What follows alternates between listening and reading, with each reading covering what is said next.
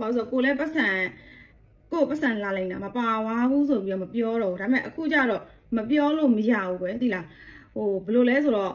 ရှေ့လာတဲ့ကဖူးစီကပတ်စံလိန်ဖို့စူးစမ်းနေဖူးစီမှာ professional makeup စလုံးနဲ့တက်ခဲ့ပြီးတင်နန်းသူတရတင်နန်းတက်တာ2022ကတက်သွားတာဒါပေမဲ့ဒီနောက်ပိုင်းမှာကျတော့ဆရာတပည့်ဆက်ဆံရေးရှိရတဲ့အတွက်ဒီမှာအဲ့လိုခေါ်တယ်ပြောတယ်အဲ့လိုမျိုးတွေရှိတယ်ကိုလည်းသူလိန်မာလိုပဲသတ်မှတ်ထားတာဒါပေမဲ့ရှေ့လာစပြီးတော့သူ့အမေစိတ်ုံတက်ရပါတယ်ဆိုပြီးတော့ဖုန်းဆက်ပြီးတော့ငွေလိန်တောင်းတယ်နော်ငွေလိန်တောင်းတော့ကိုကတတိညဲသူဆိုတော့မပေးလိုက်ဘူးအကြောင်းမချက်ပေးပြီးတော့ညင်းလိုက်တော့ကြတော့တိတ်မကြဘူးနောက်တစ်ခေါက်ထပ်ဆက်တယ်အဲ့လိုပဲသူ့အမေဒီမှာနိုင်ငံခြားကိုဆေးသွားကိုအောင်မလို့ဘာညာနဲ့ပထမတစ်ခေါက်လိန်တာကလည်းအမငွေမလွှဲပေးရင်တမိမခွဲကန်းဝင်လို့မရတော့ဆိုပုံစံနဲ့လိန်တာလုံးဝပေးအောင်မပေးမိရင်အဲ့ဒီမှာ guilty စိတ်ဖြစ်အောင်လို့အဲ့လိုပြောပြီးတော့တောင်းတာအဲ့ဒါပထမတစ်ခေါက်ဒုတိယတစ်ခေါက်ကျတော့လည်းအဲ့လိုပဲနိုင်ငံခြားကိုဆေးသွားကိုအောင်မလို့လဲဆိုတော့အဲ့တစ်ခေါက်လည်းဘူးမပေးလိုက်ဘူးမချီးလိုက်ဘူးမချီးလိုက်တော့ကိစ္စပြတ်သွားရင်လားဒါပေမဲ့၃ခေါက်မြောက်မှာကျတော့သူ့အမေဖုန်းဆက်လာတယ်ဖုန်းတော့ဆက်တာမဟုတ်ဘူးနော်သူ့အမေဆက်ပြီးသမီးရဲ့သူ့သမီးကမှသူတို့စီကလည်းဟိုလိုပတ်စံတို့အဲ့လိုလိန်တောင်းတာ900ကျော်လောက်ကိုရှိနေမိဘမှလည်းမရှိရကြတယ်ဖြစ်အောင်လုပ်ပေးရတယ်တဲ့မလားဟိုတင်တန်းတက်မတရားလို့ငွေလိန်တောင်းတဲ့ပုံစံကွာအပေါင်းအသင်းနဲ့ပဲပြက်နေလားစိတ်ရသုံးနေလားတော့မသိဘူးမိန်းကလေးတွေကအဲ့လောက်ထိ900ကျော်ကုန်ရအကြောင်းလည်းမရှိဘူးကွာသိလားအဲ့လိုမျိုးဆိုတော့ပြီးတော့နောက်တစ်ခုတော့လေမယ်လုပ်တယ်လို့လိန်ထားတယ်ကိုလည်းလေမယ်လုပ်တယ်လို့ပဲသိထားဒါပေမဲ့သူ့မိကလေရုံဖုန်းဆက်ကြလဲသူ့ရဲ့နာမည်စင်ရမရှိဘူးလေရင်မယ်လည်းဟုတ်မနေဘူးအဲ့တော့အလောက်ကန်အစားလိန်ထားတယ်မိဘကလည်း900ကျော်လောက်ကလိန်ထားတယ်အိမ်ပြန်မလာဘူးမိဘစီပတ်စံတောင်းကန်နေကြမှာဆက်သွယ်တယ်တဲ့မှာအဲ့လို blog လိုက်ပါပြလိုက်အဲ့လိုလုပ်နေပြီးတော့ကြတော့သူ့မိကသမီးရဲ့သူ့သမီးစီကအဲ့လိုဆက်သွယ်လာတယ်ပတ်စံမချီးနဲ့တော့ဆိုတော့ကိုကမချီးဘူးသမီးကလည်းအဲ့လိုမျိုးနှစ်ခေါက်ဆက်သွယ်ပြီးပတ်စံလာချီးတဲ့ဘာညာလဲပြောပြီးွားပြီးမှတာနော်ဒီ12လပိုင်းထဲမှာထပ်ပြီးတော့အိုးတောင်နဲ့သိလားTelegram မှာမီးဆိုင် Telegram မှာဆာလာပို့တယ် Facebook မှာကိုတခုတင်လိုက်ရင်တန်းဟိုဖြစ်တယ်တန်းဖုန်းခေါ်တယ်နောက်ဆုံးဘလောက်လောက်လုံးလိုက်ဆိုအဲ့ဒီ12လပိုင်းဒီလောက်ကနေတောက်လျှောက်ကလေတပတ်လောက်ကကိုယ်လိုက်နှောက်ရှက်နေတာတော်ပြီလေကိုစာဝင်မဖတ်တော့ဘူးဆိုရင်ဟုတ်တယ်မလားအဓိကသူ့ character သူ့လိန်နေဆိုကိုတိသွားလို့မပတ်သက်ချင်တော့လို့ကွာသိလားအဲ့လိုမျိုးဆိုတော့ပုံမှန်ဆိုရင်ကွာကိုကဆရာတယောက်အနေနဲ့သူ့ဟဲ့ဟိုတမမိဘကိုဘာလို့အဲ့လိုမျိုးလောက်တာလဲဘာလို့အဲ့လိုမျိုးလိန်တာလဲကွာပြောတယ်ဆုံးမပေးတယ်ဒါပေမဲ့ကွာသူကကို့တော်မှလာလိန်တဲ့လူဆိုတော့မဆုံးမချင်တော့ဘူးအဲ့ကလေးကဆရာတပည့်ဆက်ဆံရပျက်စီးသွားတယ်ကိုကလည်းသူ့ဆရာလို့မသတ်မှတ်တော့အကြောင်းမလို့စာရည်လည်းဝင်မဖတ်ဘူးဖတ်တဲ့ဟာမရဘူးတော့ကိုကဒီမှာနေကင်းနေလည်းပဲ make up တင်အဲ့ make up တင်တာကောင်းကောင်းမတင်အောင်ဖုန်းတစ်ခွန်နဲ့မသိရင်လေကိုကသူ့ဆရာအကျွေးထားကြတယ်ပြီးတော့အမကလည်း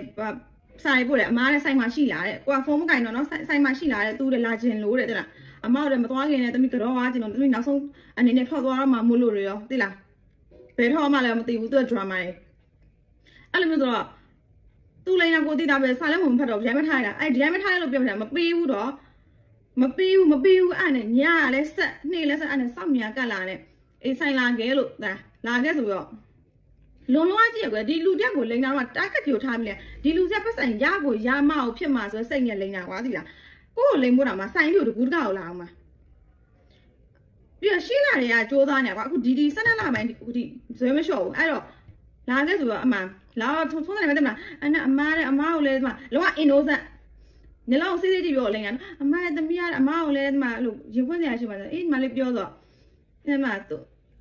ကိုလည်းမေးလိုက်တယ်အမေကတက်တာလားဆိုတော့အမေကတော့ဒီလိုပါပဲအမေကိုစိတ်မစင်းရဲစေခြင်းဘူးတွေ့ကောသိလားအမေကမန္တလေးမှာတော့သူ့မြပဲမမမန္တလေးမှာမဟုတ်မင်္ဂလာတော့မှရှိတယ်ကိုကမအိမ်နဲ့လည်းဖုန်းပြောပြရင်အိမ်နဲ့လည်းဖုန်းပြောပြရင်ဆိုတော့အဲ့ချိန်မှာဘယ်လိုဖြစ်လဲဆိုတော့ဟိုသူ့မေရရိုးရလာတော့ဘယ်လိုလဲမသိဘူးဖေးနဲ့ဖုန်းပြောကြတော့ဗာလဲဟိုဟာတကယ်လို့လေသူတို့ဖြစ်နေတာကွာဒီမှာဒီလိုမျိုးမိဘနဲ့မနေချင်အောင်ဆရာမစီမှာသွားနေဆရာမစီမှာသွားနေပေါ့ဆိုတာခဏနေမှာဘယ်သူကခေါ်မပြောလို့လဲသိလားသူတို့သမီးဘယ်သူကခေါ်မပြောလို့လဲသူတို့ကမနိုင်လို့လွတ်ထားတဲ့သူလည်းကွာကိုကခေါ်ပြီးပြပြဆုံးမပြကိုနဲ့မနေတည်းမှတွေ့ရကွာဒါပေမဲ့အဲ့ဒီလက်ထားလိုက်မအောင်အေးဒါကတော့ဒါမိဘရဲ့အတွေ့ဆိုပြီးကိုဘာမှမဖြစ်ဘူးအဲ့နဲ့ဒီမှာသူလိန်စင်းတွေအကုန်လုံးနားထောင်ပြီးပြော ပြီးမှညီမလေးတို့အကုန်ပြောပြီးဆိုမှပြီးမှညီမလေးတို့ပြောလိုက်တယ်တော့လေမပြုတ်ကြရရောသိလားအခုတော့ဒူဘိုင်းအောင်သွားမှာရောအဲ့ဒါမို့လဲသူဒီလာတဲ့ပတ်စံချီဖို့တော့မဟုတ်ဘူးဒါပေမဲ့ဆိုင်မှာညအိတ်ချင်လို့တဲ့တပတ်လောက်ဖူးပြမယ်ဒီလိုမျိုးငွေလိမ်တဲ့သူတွေကကိုယ်ဆိုင်ကိုလာပြီးညအိတ်မစညအိတ်တော့ဖုန်းတွေပါမှဝိုင်းဘယ်လိုလုပ်လဲဖူးဖုန်းတွေဆိုင်ရကလေးဝန်ထမ်းဖုန်းတွေပြီးတော့သူဒီစေးဆွဲနေလို့ပဲယူဆလို့ရတယ်အဲ့လိုဆိုတော့ကိုယ်ရဲ့အိတ်တော်မှာကဲဆိုင်တကားဒီကိုအတွင်းနဲ့ခုမိသူအပြားသူ့ကောင်လို့ခေါ်ပြီးကိုယ်လဲမိဓာတ်နဲ့ထောက်ရောအဲ့ကြောင့်လို့ကပြောလိုက်တယ်ညီမလေးနင်းအခုပြောတယ်အကုန်အမှန်လားဆိုဟုတ်တယ်တဲ့နင်ငါ့ကိုလိန်ထားနင်ငါ့ကိုအမှန်တကယ်နေတေချာလို့လားဆိုတေချာရဲ့အဲ့ဟာလည်းခုရှိတယ်တက်တေရောကောယူတာရှိတယ်ပြီးမှခုကိုမမပြေဘူးတင်ပေးမယ်အဆောင်တော့အဲ့လောက်ထိကွာလေဒီလိုကြီးဗီဒီယိုကြီးရိုက်ပြီးတင်ဖို့ထိမစင်စားဘူးမစင်စားဘာမှဘာလို့တင်ရတဲ့အထိဖြစ်သွားလဲဆိုပြပြမယ်နော်အော်ကိုလည်းငွေပါတာမဟုတ်ဘူးဆိုတော့မပြောတော့ဘူးပေါ့နော်အဲ့ကြောင့်မို့ရှေ့ကခု page ရှင်းဝင်ကြည့်လိုက်ဖူးရဲ့ဒီ Ocean Beauty Salon ကဖူးတယောက်တည်းအပိုင်းဘယ်သူမှ share မပါဘူးဘာညာဆိုတာကဒီကောင်မလေးလုံးမဲ့အကွက်တွေကိုသိလို့တဲ့မှာဟိုဒီဆိုင်အဝင်ထွက်ပြပြီးတော့ဒီမှာဟိုဒီနယ်ပဲ share ပါတယ်လို့ပြီးရင်သူချိတဲ့ပတ်စံတွေဒီဘက်ကိုလွှဲချမှာဆိုလို့ကိုကတော့အော်အဲ့လောက်ပဲတင်ထားလိုက်တာအဟန့်အနေနဲ့ဒါပေမဲ့အခုကအဲ့အဟန့်အနေနဲ့လည်းမရတော့တဲ့ပြောမှရမှာကိုငွေမပါပေးမလဲတဲ့ပြောမှရမှာမလို့ဘယ်လိုလဲဆိုတော့မှ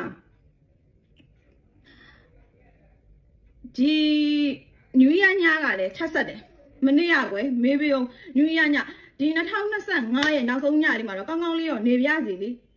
သူ့မိကဖုန်းဆက်တဲ့3ကမကင်တော့ဘူးမကင်တော့ဆိုတိုင်စာကလည်းမရှိဘူးသူ့လည်းဆိုင်လာတဲ့ပြပြနင်းနောက်ငါရှိမှာပေါ်မလာသေးနဲ့ငါဆိုင်နမေပါလေမသုံးနဲ့နင်းသုံးကြမလို့နင်းအဲ့လိုမျိုးသုံးလို့ငွေအလွယ်သုံးစားလို့ရင်ငါညွန့်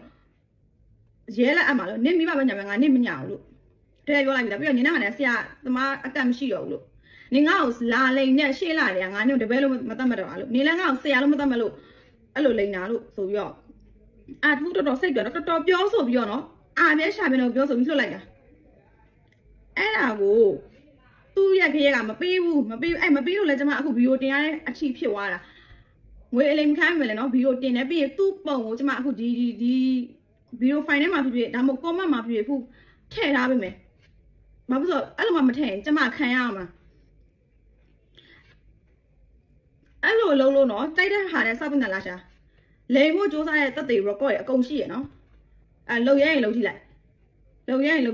်ဘာဖြစ်လို့ကိုရီးယားနံပါတ်ပြလည်းမရှိဘူးသိလားအခုကကိုကသူ့ပတ်စံချီးပြီးလို့ဒီလိုမျိုးဇရာရဲ့နောက်လို့ဆိုထားအောင်ပတ်စံလည်းမချီးပဲလို့ဘာလို့ဇရာလာနောက်နေမှမသိဘူးအဲ့နယူးယားညသူ့မဆက်တော့မကင်လို့ဆိုလည်းကိုကကင်စားကမရှိတော့ဘူးလေသူနဲ့ကိုနဲ့တော့ဘာမှမဆိုင်တော့သူ့ဖနဲ့သူနဲ့လည်းကိုနဲ့မဆိုင်တော့ဘူးမကင်တော့ကြတော့အခုဒီနေ့မနေ့တရက်နေ့မနေ့ကြာဖုန်းဆက်တယ်သူ့ဖေက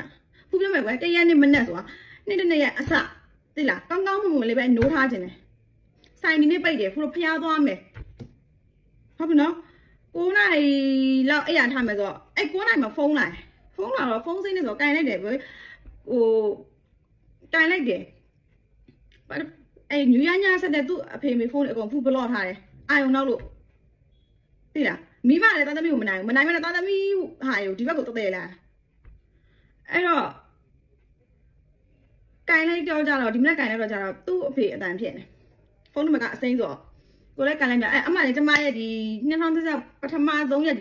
တက်တည်တုံးရယ်ကွယ်ဒီလားဒီနေ့ဆိုဘာလို့လို့အဆင်မပြေဘူးအဲ့တော့သူ့ဘာဆိုတော့သမီးရဲ့ညာတဲ့ဟိုသမီးဖြို့တဲ့ဦးလေးတို့အန်ဒီတို့ကပတ်စံအဲ့လိုကွာအမခံပြီးပြောပေးမယ်ဆိုရင်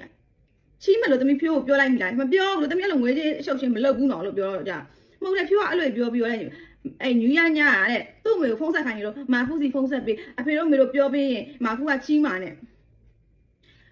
သူ့လည်းပြောပြတာနင့်အမေနဲ့ငါဖုန်းပြောပြီးသွားပြီနင့်မေကိုလည်းနင့်ကိုမချီးဖို့ငါ့ကိုပြောပြတာနင့်မလိန်နဲ့လို့ပြောပြီးသားဟာကိုအဲ့ဟာကိုတော့စေးကြောင်မလားမသိသူ့မေကိုအဲ့နယူးယားညထပ်ပြီးတော့အမကိုဆက်ပေးအမေတို့ဟိုဟာဖြစ်ပြီးရင်တော့ချီးမာနေသွားလို့တယ်နောက်တော့ပြပြမယ်နော်မိမလည်းလွယ်နော်အခုဒီဗီဒီယိုကြည့်နေတဲ့တစ်ခါလေးကြည့်သွားလိုက်တော့သမီးကခိုင်နိုင်ဆက်เสียရလားကိုမိမမဟုတ်ဘူးလားသမီးဆက်တယ်တော့တာအဆက်ပြပြီးတော့ကြတော့မနေ့ကမှဖအေးရလာပြီးတော့ဦးလက်ခီးရောက်နေလေသမီးရဲ့ဟွာဖြစ်နေမရှိပါနဲ့ဆိုတော့သူတို့ကဘာဟုတ်တယ်လဲတောင်းအောင်လည်းပတ်ရှုံတာသမီးဆက်ခိုင်းနေဆိုတော့မဆက်နဲ့လေစားတယ်ကိုအမေပဲပြောလေဟုတ်တယ်မလားနင်းတော့မရှိဘူးငါကိုယ်တိုင်ပြောတယ်ငါဘာဆက်ပြမလဲပြောလေမပြောမနဲ့သမီးဆက်ဆိုအဆက်ပြရတော့သူတို့ချင်းတော့အမုန်းခံဘူး အမုန်းကနေအစပြပြီးတော့မနေ့ကမှဖအေးရလာပြီးတမီးအမချိနဲ့တော့ဆိုတော့သူဘာဖြစ်လဲကောင်းကောင်းဝင်ပြောလိုက်ပါလို့ဟဲ့ငါဘလို့ကောင်းကောင်းဝင်ပြောလိုက်မှလဲပြောစရာအကန့်လည်းမရှိတော့ဘူးပြီးတော့ဦးလေးခရပြန်မှတမီးတို့တရက်လာတွေ့ပါဦးလေဟဲ့ဘာလာတွေ့မှာလဲပတ်စံချင်းပြီးလို့ဒီလိုမျိုးအရှုပ်ကြီးလည်းပတ်သက်ရဆိုလက်ခံလဲပတ်စံလည်းမရှိမနဲ့ဦးလေးခရပြန်မှတမီးတို့တရက်လာတော့ဆိုဘာပြောစရာရှိသေးလို့လဲ